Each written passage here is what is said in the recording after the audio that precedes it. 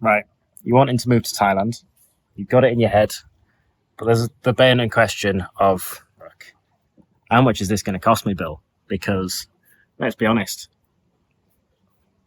things cost money. You might not know this, but things actually cost money. And I want to break down my cost of living. Yeah, I'll break down my cost of living.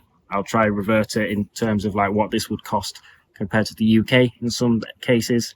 And I just want to give you a more accurate rundown of what it's like living in Thailand. I'm going to try cover as many things as possible. However, I missed some stuff. Anyway, let me know in the comments if you have any questions, because I will do a follow-up video for this one if I miss anything. So yeah, and if you're not already subscribing, then you're missing out. All right, so make sure you're subscribing for the next videos. Oh my god, nearly threw my laptop in the pool. In the next videos in this series, which is all about moving to Thailand, what you need to do, how to do it, and how to live this amazing life in this beautiful paradise, land of smiles. So yeah, let's get into it. So that burning question, Bill, how much is this going to set me back? How many P's you spending? All right, this comes down to the lifestyle that you live. So from when I came in February until July, I was here for 5 months, and Monzo very cleverly gave me like a trip summary. So when you go abroad, Monzo will like pick up all the payments from this other country, and when you come back, they'll say, hey, you spent this much in your holiday or trip. I spent about £5,000 in 5 months. £1,000 a month. I'm going to see what that is in dollars, right? $1,100 a month. See what it is in euros from European fans. 1,100 euros, all right? And so $1,100, 1,100 euros, £1,000 a month. Now, I was living a pretty good life. I had my own place, which was like a modern one-bedroom apartment, sea view, shared pool. That cost me about £250 a month. Now, I was renting a motorbike at the time, which you can get for about £100 a month. So already, like, two big things that would cost a lot of money in America, UK, wherever you're living, Australia, they're coming to a total of £350 a month. It's already looking good, boys. All right. So next, I'll talk about living. So in terms of food, now if you go to the Thai restaurants, good food, decent portions, always lovely people who are there. You're looking to pay, start off in baht, which is like 60 baht to 100 baht for like a meal. Now this is between £1.20 and £2.20 for a meal in a restaurant. Now, obviously, if you go to the Western restaurants, they're probably going to cost around 300 baht, which is like £6.50, £7. Still, these are very nice places, and to get a £7 meal is very good compared to England, let's say. Now, apart from living, gym. So my gym, it's hands down the best gym on the island. It costs me £45 a month. Yeah, that is a lot of money. Like it's obviously more expensive than your pure gym or whatever, like chain of gyms. But this is a very nice gym. It's a nice community. It's really good equipment. It's great location, and getting a high quality gym, I believe, is one of the best things that people can do, because you're putting yourself in a really cool mindset when you're in there. It's like you're leveling up with all these people, like bodybuilders and other like successful people. I think whether you're in Thailand or not, investing in a really high quality gym is just a necessity, really. I think finding that money to invest into that is going to really help in your self-improvement. Now, buying stuff, talk about like water. Don't drink the water here, otherwise you're going to be shitting through the eye of a needle. So you buy bottles of water here, big 1.5 litres. You get a bag of 6 of these for about £1.20. So £1.20 for like 9 litres of water, which is pretty good. That'll last like 2 or 3 days. What else? I'm just thinking about what I've been buying. So I buy a bag of ice. It's 10 baht, which is about 24 pence, 24 pepperonis. And yeah, that's for my iced Americanos and stuff. I bought a coffee machine. I'm just going to list off everything that comes to my head, by the way. I bought a coffee machine and a grinder. So it's one of those, the espresso ones and all of that with a separate bean grinder. That cost me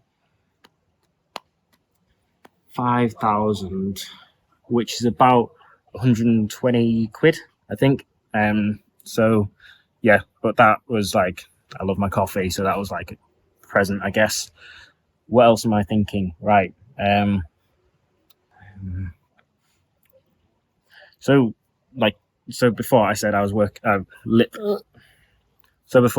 living in a modern 1-bedroom apartment.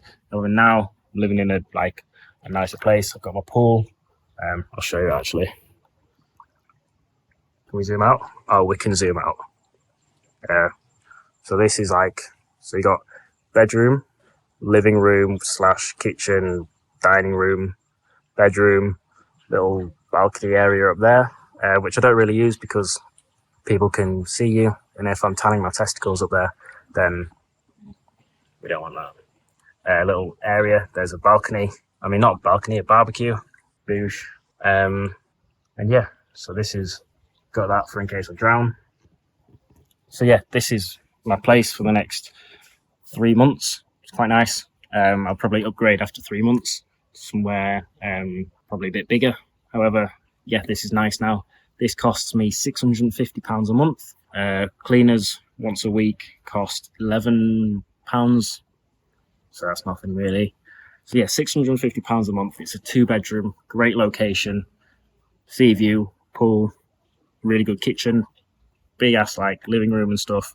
I was looking on Rightmove, which is the rental website of England, basically, and I was trying to find somewhere comparative to this place, 2-bedroom, pretty close to the beach, private pool, fairly modern, good size, both have en suites and stuff. And it was difficult to find one very similar to that because obviously a lot of houses in England don't have private pools, but I'd be looking to pay between 5 and 10 times the price as I do here if I was to have this place in England. So already I'm saving thousands of pounds a month living here. And it's not that if I was living in England, I would get that. It's that I am here, so I am going to get this. So this is standard of living goes from here in England to here in Thailand just because I can afford it here. That in England compared to this in Thailand, these cost the same. So why would you choose to be here when you can be here? All right, you can live great.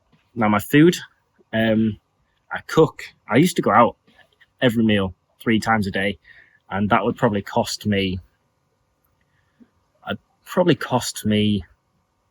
10 to 20 pounds a day, going out for every single meal. Probably not even that. You could do it on a real budget, which would cost less than £10 a day, eating at Thai restaurants 3 meals a day. But yeah, it would cost around 10 to 20 pounds a day eating out. However, now I cook a lot just because I'm trying to be healthier. So I'm cooking shitloads of eggs. I think it's £1.50 for about 36 eggs. So it's cheap. I also buy a lot of steaks here. So the steaks here, because obviously good for protein, had to do it, is because Thailand is close to Australia. So you get a lot of Australian grass-fed beef. Now, these are really high-quality steaks. They cost about £3 or £4 each. Oh, no, £3 to £5 each, depending on whether you get rump or a ribeye or stuff like that.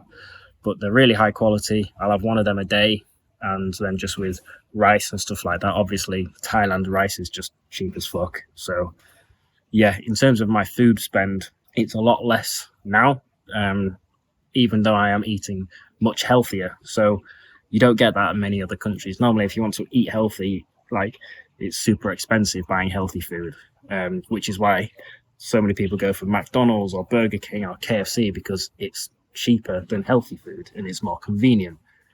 But if I was to get the same diet in England, the steaks alone would cost me well over £10 each.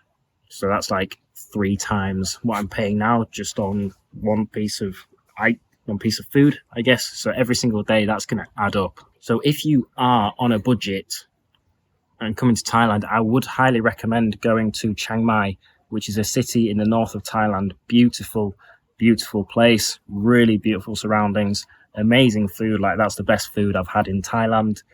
Very affordable. It's also the cheapest place I've lived in Thailand. Like, you can get a nice condo there for about 150, 200 pounds a month, which has shared gym, shared swimming pool, very modern. If you are on a budget, I'd recommend there, because I lived in Chiang Mai for about £600 or £700 a month. And again, that was eating out every day. That was all of this stuff. I was partying back then as well, which obviously adds a lot more to your monthly cost. However, here in Koh Samui is the most expensive island. So if you are on a budget, I would recommend going to Chiang Mai, because you get a much better cost of quality of living compared to if you moved here. Whereas if you moved here, you couldn't do it on £600 or £700 a month. And yeah, I don't think you could. Right now, I'm spending between 1.5 to 2k a month, and yeah, I have a super nice life. Like, I don't even think I'm spending that, to be honest. I think I'm spending maybe 1.2 to 1.5k a month. So yeah, and half of that is on my rent. So very affordable here to live a really, really great life. So to round up this video, there are sort of two ways of thinking about this in terms of like the cost of living. So number one, if you are wanting to live on a budget and save some money, if you are earning a bit online, then yeah, it's brilliant here.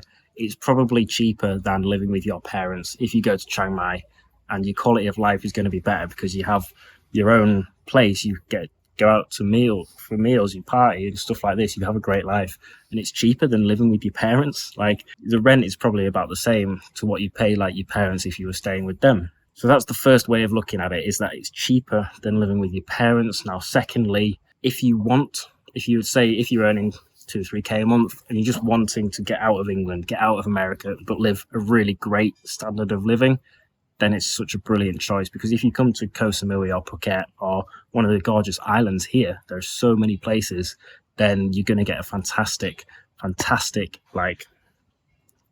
standard of living. So yeah, I hope this has been helpful. Again, I did just rattle this off the top of my head. So if there have been things I've missed, like other costs, then let me know in the comments and I will make a part 2. All right. Thank you very much. Cop and cap. I'll see you soon.